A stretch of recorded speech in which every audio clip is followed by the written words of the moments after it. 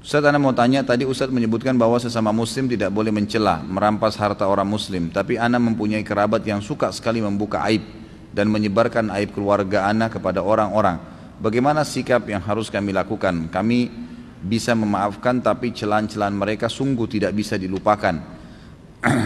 Kami menghindari bertemu mereka karena kalau bertemu pun mereka hanya menzalimi kami. Apakah sikap yang kami lakukan salah? Baik, kalau ada orang-orang di antara kerabat kita yang jahat seperti ini, kita boleh menjaga batas atau membatasi hubungan, tapi bukan memutus ya. Dan kita membenci sekali lagi perilaku itu saja. Jangan dinilai semuanya buruk orang itu. Kenapa sih ada kebaikannya? Tapi kami lupa, berat Ustaz melupakan celaan-celaannya. Ya itulah waswas syaitan. Disitulah peran iman kita, gitu kan? Seorang mukmin itu tidak akan dia biarkan hatinya rusak dengan celaan-celaan orang. Karena celaan orang itu hanya ucapan kok. Sama dengan pujian. Sepanjang lidahnya saja, kamu jelek, sudah selesai. Anggap aja angin lalu. Dia mau bilang jelek, terserah, saya tetap gagah, kan gitu. Bisa saja kita berkata begitu.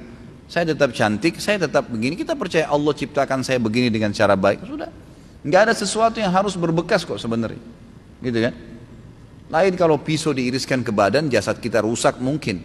Tetapi kalau seandainya hanya kata-kata saja, tidak ada sesuatu yang perlu diperdulikan. Allah Subhanahu wa taala sudah mengatakan kepada kita agar atau mengajarkan bagaimana menghadapi orang seperti ini. A'udzubillahi minasyaitonirrajim. Wa idza khatabahumul jahiluna qalu salama. Orang-orang beriman itu hamba-hamba Allah yang disayangi oleh Allah, ibadur rahman namanya, gitu kan?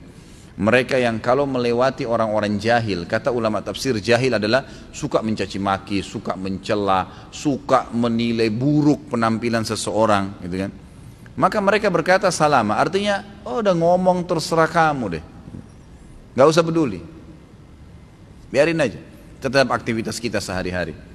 Kita biarin Raqib dan Atid mencatat kebaikan-kebaikan saja. Dia mau cerita terserah dia, hubungan dia dengan urusan dia dengan Allah Subhanahu wa taala.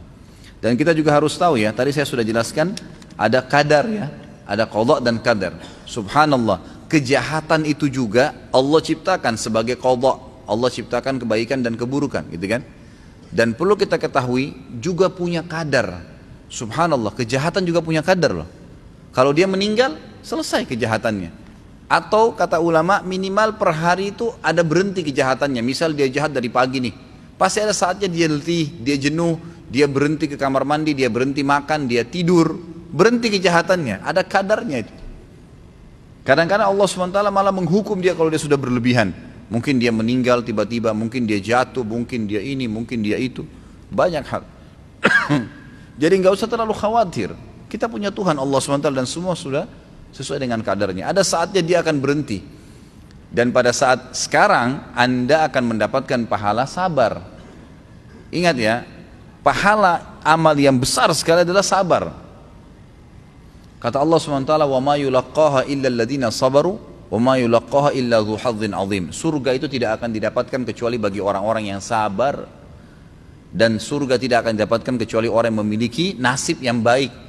Allah mempertemukan antara nasib yang baik dan masuk surga dengan mudah adalah orang yang sabar. Dan sabar kapan dibutuhkan?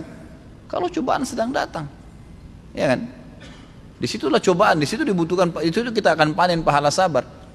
Lagi ada masalah, kita hadapin dengan tenang, ya kita bersyukur kepada Allah Subhanahu wa taala, ikhtiar mencari jalan keluar, seperti itu.